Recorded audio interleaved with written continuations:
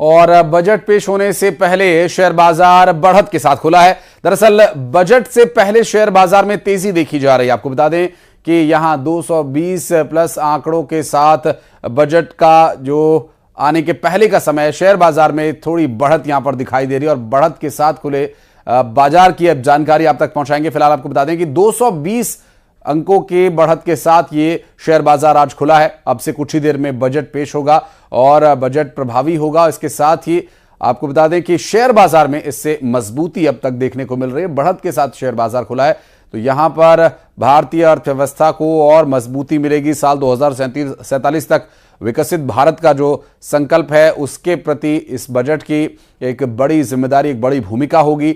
इस बात का दावा खुद प्रधानमंत्री नरेंद्र मोदी ने किया है। और इसके साथ साथ आज जो बजट पेश होना उससे पहले शेयर बाजार जो बजट के आने के ठीक पहले खुला तो ये बढ़त के साथ खुला है और उम्मीद की जा रही है कि शेयर बाजार में मजबूती बनी रहेगी और बजट से पहले शेयर बाजार में तेजी देखने को मिल रही है। 220 के आंकड़े की बढ़त के साथ ये शेयर बाजार आज खुला है और अब से कुछ ही देर में बजट पेश किया जाना है। तो जानकारी शेयर बाजार से जुड़े उन लोगों के लिए भी महत्वपूर्ण है। शेयर बाजार में मजबूती दिखाई दे रही है और 220 प्लस अंकों की यानी बढ़त के साथ ये आज जो शेयर बाजार खुला है तो मजबूती साफ दिखाई दे रही है। और आपको बता दें कि आज बजट पेश किया जाना है केंद्रीय वित्त मंत्री निर्मला सीतारमण के द्वारा और बजट के ठीक पहले आज जो बाजार खुला है तो बढ़त के साथ खुला है और आज मजबूती के साथ बाजार बंद हो इस बात की उम्मीद की जा रही है। अनूप गुप्ता हमारे सहयोगी इस वक्त जुड़ गए हमारे साथ। अनूप, बजट से ठीक पहले आज बाजार मजबूती के साथ खुला है तो शेयर बाजार में और जो ट्रेडिंग करने वाले आम नागरिक हैं, मार्केट के अंदर मजबूत पैठ रखने वाली जो कंपनीज हैं उनके लिए ये बजट काफी कारगर साबित होगा, इस बात के संकेत बाजार ने दे दिए हैं। नहीं, बिल्कुल देखिए, चूंकि आज बजट पेश होना है ऐसे में ये जो बाजार आप देख रहे हैं कि ऊपर खुला है वो इंडिकेटर है कि किस तरीके से जो निवेशक हैं, किस तरीके से जो कंपनीज हैं वो इस सरकार की पॉलिसीज पर विश्वास करती है, किस तरीके से इस सरकार पर जो है विश्वास बढ़ा है। और कल जिस तरीके से प्रधानमंत्री नरेंद्र मोदी जब मीडिया से मुखातिब हुए तो उन्होंने साफ कर दिया कि तीसरी बार एनडीए को बहुमत मिला है, एनडीए सरकार में आई है। ऐसे में सरकार जो है वो आने वाले 5 साल का एक पूरा जो रोड मैप पेश करेगी, यानी कि ये कोई आप कह सकते हैं कि कम टेन्योर वाला कोई फैसला नहीं होगा, ये दूरगामी फैसला इस बजट में लिया जाएगा। और दूसरी तरफ प्रधानमंत्री नरेंद्र मोदी के बयान पर ही अगर ध्यान दें तो प्रधानमंत्री नरेंद्र मोदी ने कहा कि जो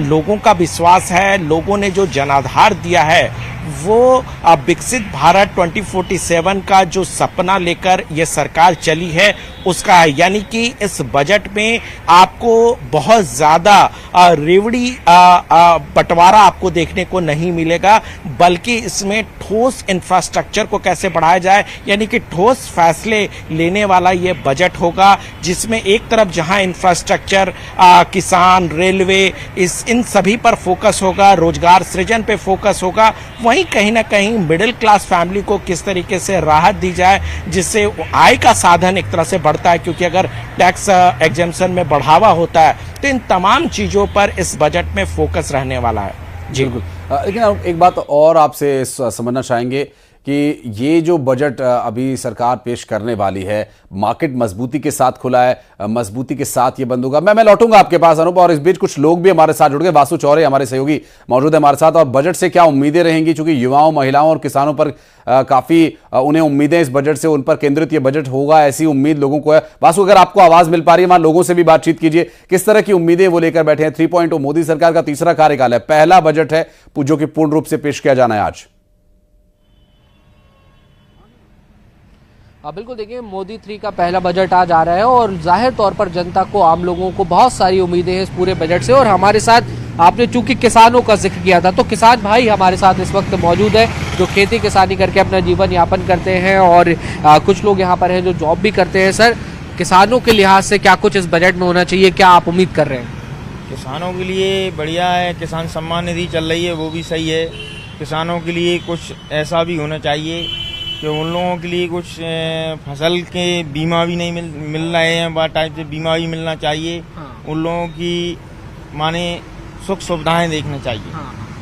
सर हर बार जब बजट आता है तो एक बड़ा चिंता लोगों में ये होती है कि इस बार महंगाई से थोड़ी सी राहत मिल जाए, क्योंकि महंगाई जो है वो लगातार बढ़ रही है। रोजगार के अवसर जो है युवाओं को मिले, और खासतौर पर जो ग्रामीण क्षेत्र है, शहरी क्षेत्रों में तो कई चीजें होती है, लेकिन रूरल जो एरिया होते हैं, ग्रामीण जो क्षेत्र होते हैं, वहां पे किस तरीके के विकास के काम होने चाहिए? सर ग्रामीण क्षेत्र में क्या है कि एक तो किसानों के लिए लाइट नहीं है, जो लाइट उपलब्ध होना चाहिए तो लाइट नहीं है। वो खेती की लागत जो है बढ़ चुकी है, ज्यादा अधिक लागत बढ़ चुकी है, इसलिए खेती का एनएसपी और बढ़ाना चाहिए। ये लागत जो पहले लागत कम आती थी, उपज ज्यादा होती थी, या उपज कम हो गई और लागत अधिक हो गई, तो क्या है किसान माने घाटे में जा रहा है, इसलिए किसान आत्महत्याएं कर रहा है। तो सरकार से यही कहना चाहेंगे कि एक तो या किसानों का कर्ज माफ करे। किसान क्या है, बहुत ही कर्ज में दबा हुआ है, साहूकारों से भी कर्ज ले रखा है, बैंकों से भी कर्ज ले रखा है, और खेती क्या है, प्रकृति पे आधारित खेती है, तो कहीं मौसम बेकार। अभी देखिए आप, पानी नहीं बरस रहा है हमारे। बहुत बड़ी और महत्वपूर्ण बात की कि किसानों का कर्ज माफ होना चाहिए। अक्सर सर ये कहा गया जब बजट आए, जब सरकारें बनी, जब चुनाव हुए, कि किसानों की आय दोगुनी कर दी जाएगी, खेती को लाभ का धंधा बनाया जाएगा। तो क्या अभी तक ये हो पाया या नहीं हो पाया? नहीं हुआ। अभी नहीं होगा। अभी इस बजट से कितनी उम्मीद रखते हैं सर? इस बजट से उम्मीद तो है, लेकिन पता नहीं कर बजट देते हैं नहीं देते हैं। अच्छा बजट होगा तो ठीक होगा, नहीं तो। अच्छा, गांव में अगर सर बात करें तो रोजगार की क्या स्थिति है? खेती किसानी को छोड़ दिया जाए, गांव के आसपास जो बड़े कस्बे रहते हैं, तहसील रहती है, जिला मुख्यालय रहते हैं, वहाँ पे आपके गांव के आपके लोगों को कुछ रोजगार वगैरह मिल पाता है? नहीं, हमारे लोगों को तो कोई रोजगार नहीं है। हमारी तरफ ना कोई फैक्ट्री है, ना कोई बड़ा कारखाना है, कुछ भी नहीं है। सब लोग मजदूरी पे निर्भर हैं, और मजदूरी और लोगों को मिल नहीं रही। शासन मनरेगा बंद करना चाहती है, जो मजदूरी की रेट 214 दे रही है शासन। अच्छा, ये सेंट्रल का बजट सर, मजदूरों की रेट शासन के यहाँ से 221 रुपए है, 243 रुपए है। सर गांव में मजदूर 500 रुपए का मिलता है सरपंचों के लिए। अब आप बताइए कैसे काम करवाएं वो? ये बड़ी समस्या है। तो क्या सर इस बजट में मनरेगा जैसी कोई योजना का प्रावधान होना चाहिए? मनरेगा का बजट बढ़ाना चाहिए। मनरेगा के लिए 243 रुपए में जनता काम नहीं करती है, ना कोई मजदूर मिलता है। महंगाई की वजह से वो जनता नहीं मजदूर काम नहीं कर पाता है, इसलिए इसके लाने होना ज्यादा नहीं तो मजदूर की रेट बढ़ाई है, रेट कम से कम 500 रुपए कम से कम 400-500 रुपया रेट होना चाहिए। आशीष, ये आप देख रहे हैं जो जनता है, जो लोग हैं, चाहे ग्रामीण क्षेत्र के हों, शहरी क्षेत्र के हों, रोजगार की इनको आवश्यकता है, किसानों की आय बढ़े, ऐसे प्रावधान इस बजट में होने चाहिए।